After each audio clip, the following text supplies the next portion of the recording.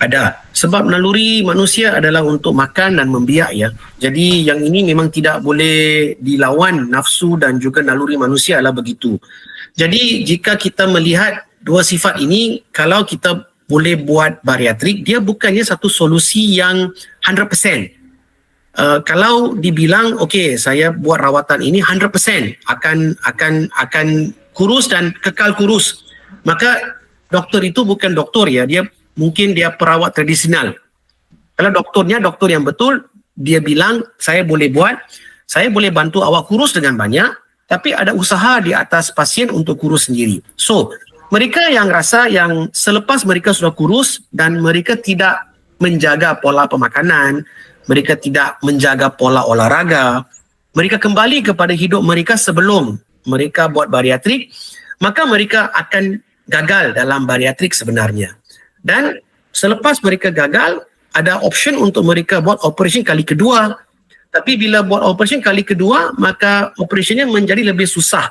Sebab sudah kali kedua, perubahan dalam usus dan lambungnya susah untuk dibuat kali kedua sebenarnya.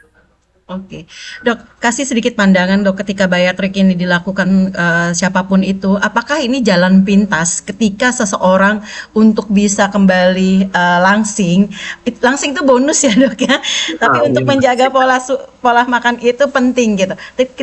Ketika seorang itu ingin melakukan bariatrik, apakah ini adalah jalan pintas untuk orang melakukan? Karena mungkin sudah minum obat, sudah olahraga, sudah puasa, apapun itu, tapi tidak bisa mendapatkan jalan keluarnya untuk jadi langsing gitu ya Dok. Nah, kasih sedikit pandangan Dok, ketika memang seorang orang itu ingin melakukan bypass dengan bariatrik itu sendiri, apakah ini salah satu juru kunci yang tepatkah atau seperti apa?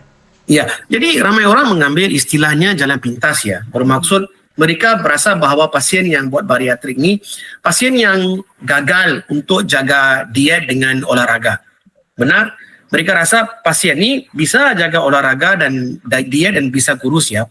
Kita harus faham, mungkin dalam internet kita dapat ada beberapa influencer atau beberapa figure yang berjaya kurus dengan diet dan exercise. Tapi kegagalan untuk maintain dengan cara diet dengan exercise selepas 5 tahun adalah hampir 90%. Bermaksud apa yang kita nampak sekarang mungkin tidak apa yang kita nampak lepas 5 tahun. So, ini bukannya satu perbandingan dari segi apple ke apple lah. Jadi, mereka yang mau buat bariatrik dan exercise tidak ada perbandingan begitu. Dan hujah saya untuk mereka yang berfikiran bahawa ia merupakan jalan pintas, saya rasa tidak. Sebab pasien bariatrik selepas buat bariatrik, kalau dia mau atau tidak mau, harus ikut pola pemakanan yang diberitahu oleh doktor. Itu pun merupakan satu pengorbanan sebenarnya. Mereka tidak bisa makan dengan banyak. Bila tengok pasien orang lain makan dalam jamuan, mereka makan 2 suap sudah kenyang. Jadi mereka pun buat pengorbanan itu sebenarnya, di mana mereka mau makan tapi tidak bisa makan. So, ini bukan jalan pintas. Bermaksud pasiennya ada usaha di atas diri sendiri. Usaha itu walaupun dipaksa ke atas pasien itu, usaha itu tetap ada. Dok, kalau bisa dibilang ini dalam kasusnya Lisa sendiri, ketika proses Lisa ingin bariatrik ini sendiri, prosesnya seperti apa sih ke dokter itu? Apakah dia menghubungi dokter dulu, terus dokter seperti apa tahap-tahapnya pada saat itu? Ya, saya rasa Lisa ada banyak menghubungi dokter-dokter dan dia ada kepercayaan kepada saya. Dan step pertama adalah dia membuat online consult bersama dengan saya menggunakan Zoom, dan saya tentukan sama ada dia sesuai untuk bariatrik ke tidak. Dan juga dia ada membuat beberapa ujian darah untuk saya tentukan keadaan dia sihat ke tidak.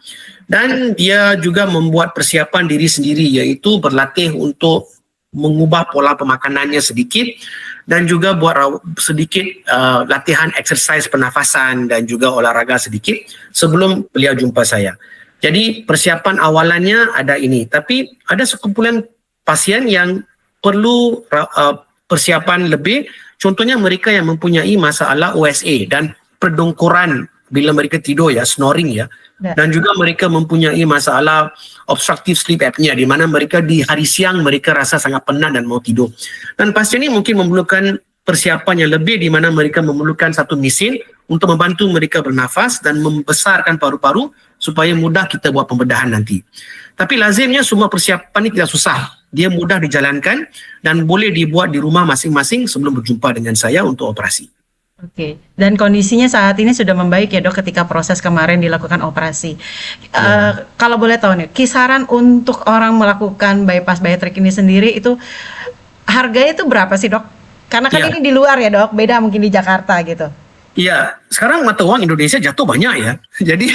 Jadi saya rasa kalau dulunya dari segi rupiah mungkin kita boleh bilang dalam 80 hingga 85 juta ya. Tapi dengan perubahan mata uang saya rasa dalam 90 juta saya rasa sekarang. Sebab ada perubahan. Tapi memang pasiennya tahun lepas berjumpa saya 75-80 juta begitu, sekitaran begitu ya. Tiba-tiba harga Malaysia masih sama tapi bayar Indonesia lebih mahal dalam sekitaran 90 juta. Jadi saya rasa kalau mau untuk buat operasi 90 jimat, kalau pasien boleh simpan 90 hingga 95 juta sangat aman sebenarnya. Oke, berarti kalau boleh penekanan nih dok, maaf, berarti Lisa sendiri untuk bariatrik di Singapura sendiri, di Malaysia ini sendiri berkisar 90 juta sampai 100 juta ya dok? Ya, sekitar begitu. Sebentar gitu. Dan ada konsekuensinya nggak sih dok ketika seorang itu pasti akan ada jaminannya ketika aduh kok nggak kurus gitu dengan sudah mengeluarkan banyak uang seperti itu gitu loh dok. Tapi ini adalah jarang sekali orang gagal ya dok dengan bariatrik ini. Jarang. Saya rasa dalam operasi saya rasa mungkin walaupun boleh dikatakan hampir semuanya berjaya, tetapi ada juga, tapi persentasenya sangat sedikit, mungkin 1-2% daripada jumlah pasien saya yang lebih 4,000 saya sudah buat, yang gagal, tapi bukan maksud gagal, mereka jumpa saya kembali untuk operasi kali kedua, kali ketiga.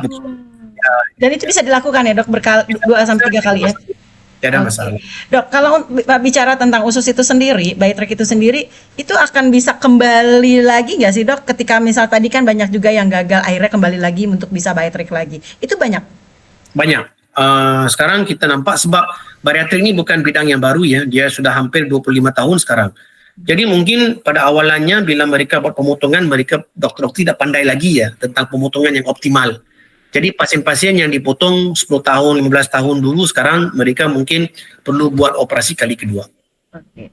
Dok, sedikit dok bocoran. Apakah Lisa endorse apa memang betul-betul pure bayar dengan proses operasi bariatrik ini? Ini sangat PNC dengan Lisa, tetapi secara kasarnya memang dia bayar sebenarnya, dan memang kita bantu dari segi beberapa benda-benda, contohnya barang-barang. Kita cuba minta dengan syarikat untuk memberi sedikit kelonggaran sebab mereka harus travel daripada Indonesia ke sini, dan kita pun rasa sedikit mau bantu pasien-pasien Indonesia sebab mereka datang jauh ya. So mereka tetamu kita juga. Jadi tetamu kita, kalau kita mau bantu, kita boleh bantu dengan cara begini saja. Oke. Tetapi semuanya bukannya endorse dari segi percuma, tidak. Ya. Oke, dok. Tapi terakhir mungkin progres. Dokter mau cari gajinya susah ya. Dokter gajinya mahal ya. Kalau banyak kami endorse cari gaji susah nanti. Baik, dok. Tapi kalau untuk Lisa sendiri progres untuk bisa balik lagi dengan postur tubuh yang keinginan dari pasien tersebut, menurut dokter progresnya seperti apa? Saya rasa kita akan lihat efeknya yang bagus selepas 6 bulan. Oke. 6 bulan terlihat ke depan ya?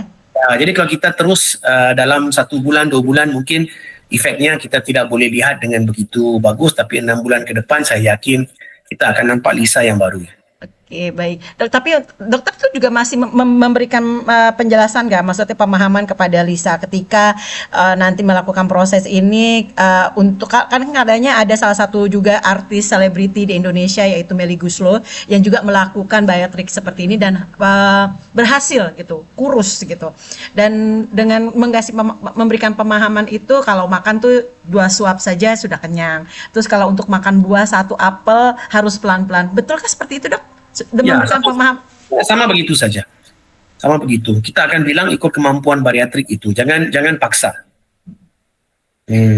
Dan saya rasa sama. Mana-mana pasien bariatrik akan diberi nasihat yang sama dan biasanya pola pemakanan mereka harus diubah. Oke. Terakhir Dok, mungkin ada yang mau diberikan himbauan ataupun kasih kita mungkin saran untuk orang-orang yang ingin bariatrik, terutama setelah pasca dokter menangani Lisa Mariana ini. Jadi saya rasa nasihat saya jangan takut, jangan khawatir ya. Jangan gusar tentang pasien bariatrik, tentang pesakit bariatrik, tentang operasi bariatrik. Operasi bariatrik merupakan operasi yang selamat dan operasi yang memang berkesan untuk mereka yang mau kurus dan mau sehat. Dan jangan malu tentang operasi bariatrik sebab bila kita ada naluri mau sehat, apa malunya? Dia sama macam orang yang merokok dan mau berhenti merokok. Tiada malu. Mereka yang ada masalah hipertensi dan mau sehat daripada hipertensi, tiada malu sebenarnya.